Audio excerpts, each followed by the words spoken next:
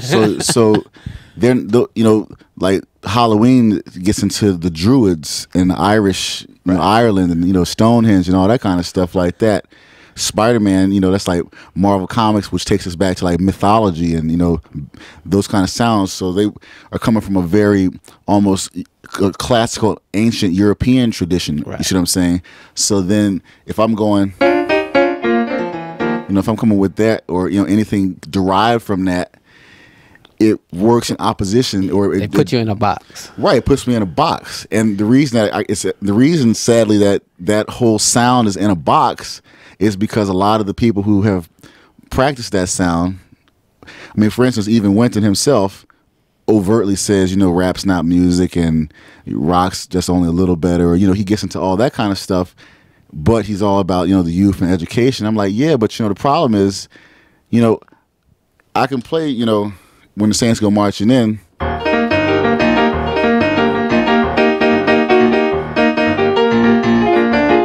I can do that, but if I get around some movie producers, they'll think of me for, oh yeah, we have one scene. Like if you look at Spider-Man 3, for instance, there's one scene where there's a little jazz club, right? Right. And it's kind of okay, whatever.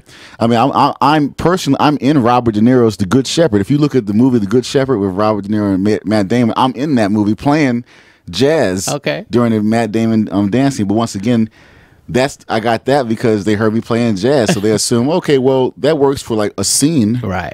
But you want to get that Hans Zimmer score, right? You want to get that Danny Elfman, Alice in Wonderland, right, type deal. You want to get that John Williams, Steven Spielberg type of score. Well, then you need to demonstrate at that opportunity when you have that audience there, that clientele there. You need to demonstrate that you can handle that kind of work. Gotcha. Or at least I need to do that. You know what I'm saying? Right, because that's what you want to do. Obviously, I can't get a jazz record deal, so I got to go to the you feel the flow.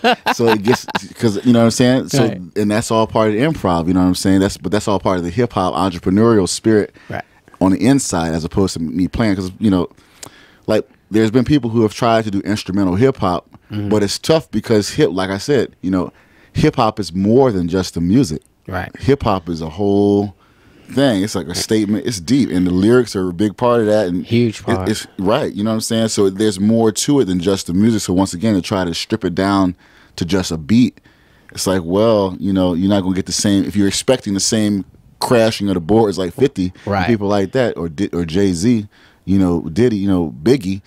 Well, then you're not gonna get that because it's more than just missing that. Right, exactly. And then once I put that together, I'm like, well, but in rock music, there's more room for a guy like me because they haven't really come across a guy like me who's going to take the piano, a difficult instrument, and really find the connection between the guitar. See what I'm saying?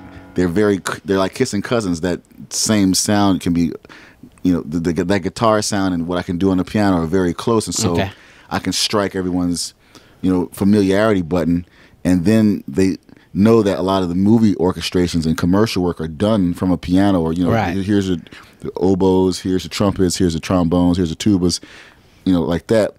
Then it's a easier sell, and so it's much more mobile. So then all I had to do was try to brand the name of it, because a lot of the people who were getting record deals in jazz, playing a little bit of rock here, a little Radiohead, a little whatever, they were too ashamed of what they were doing to even brand it. Put a brand on it. Yeah, so I said, okay, I'm not ashamed. I can't afford to be ashamed, first of all. So I got a branding book, and I said, okay, what does it say do? Okay, first of all, look around. Who's the most successful piano player out there? Okay, Yanni.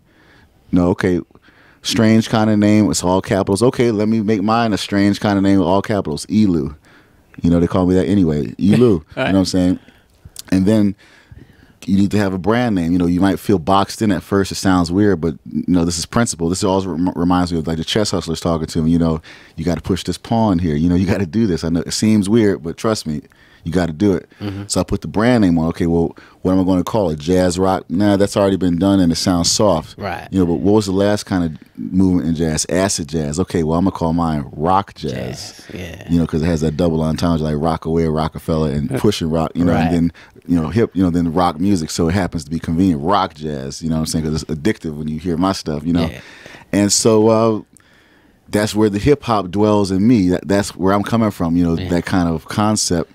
And then I looked at like Kenny G and how he came into the R&B kind of thing with that novelty, because you wouldn't expect a guy that looks like him to be into the R&B, Right. but then to respect the R&B because he plays it with respect. So it's the same thing here. People wouldn't expect a guy that looks like me to be in rock, but then to play it with the love and respect that I play That it you with. do. And I got that from the Chess guys because of the love and respect I saw them showing to like names like Nimzovich and Karpov and Kasparov. I was like, whoa, Right. these are hard dudes, but they're respecting these guys. Definitely. So I was like, oh, okay, maybe I should learn something here, and I did. Cool. Is there a website that people can go to see what's going on with you, maybe book you, things of that nature? Sure. Well, right now, I just got signed by the Paradigm Agency, Okay. and so they represent me for like bookings, and I have a new website that's going to open up as soon as I'm on iTunes. We're just waiting until around Valentine's Day. It's going to be ELEWrockjazz.com. It'll be on the CD, but right now you can catch me at ericlewisgroove.com. And I'm pretty easy to find. You Google Eric Lewis or Google ELEW. My Facebook, YouTube, and my Cool. private website, MySpace, will all jump up. But we're going to make the real big push once we get this glam website completed. It's almost done too. It looks crazy. good. Yeah, it's good. really nice. Yeah. Cool, man. Cool. Well, I want to thank you for being on the show today, and we definitely appreciate you. Had the pleasure of meeting you at the BET Honors, and you played there, and it was just a wonderful performance. So I want to thank you for taking the time out to be here. And Man, it's my pleasure. And if you're not doing anything, or any of your folks listening public are not doing anything, tonight and tomorrow night, Friday and Saturday, I'll be at the place where I worked all this stuff out, HR 57, 14th Street and Q, all up in the middle of the snowstorm. Some of the Alvin Ailey dancers are going to be doing their show at Kennedy Center, and then they're going to roll by. So if you want to see what the Alvin Ailey dancers look like up close and personal, all right. come on by. It's going to be, a lot of fun hitting it. Cool, man. Well, thanks again. And like I said, anytime you want to come to Hip Hop Connection, come to the Voice of America, you are more than welcome to come back. I appreciate that. Thank you for your time. Cool. You want to play a little something on the way out? On the way out? Sure, okay. Let me see if I can. Okay.